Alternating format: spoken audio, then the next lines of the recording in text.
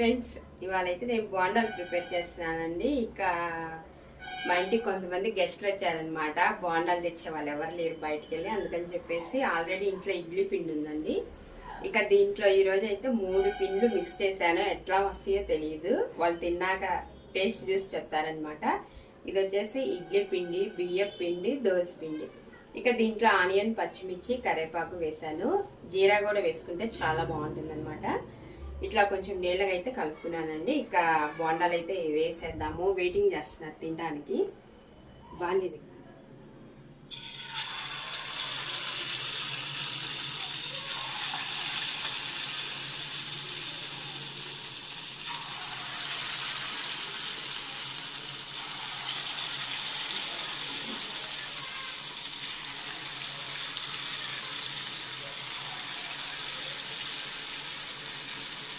రాఫ్ చేసి బోండాలు అయితే ప్రిపేర్ అయిపోయినాయండి. ఒకసారి చూద్దాము ఎట్లా వచ్చినాయో.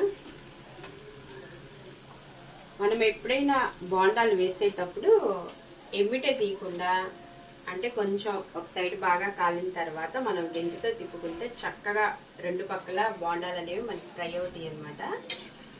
మరీ ఎర్రగా కాకుండా, తెల్లగా కాకుండా ఈ స్ట్రక్చర్లో బోండాలు తీస్తే మనకి టేస్ట్ బాగుంటాయి, చూడటానికి కూడా చాలా బాగుంటాయండి బోండాలు అనేవి. ఇంకా దీంట్లో మనం ఆల్రెడీ పచ్చిమిర్చి, కరివేపాకు, ఆనియన్ అన్నీ వేసాం కాబట్టి చట్నీ అయితే ఏం అవసరం లేదు.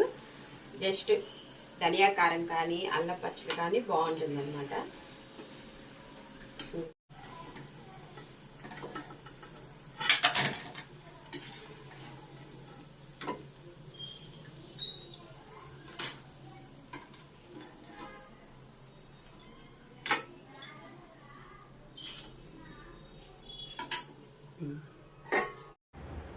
ఝాన్సీ, టేస్ట్ ఎలాగుంది? ఇంకా కాలుతున్నాయి అక్క, టేస్ట్ చేయలేదా?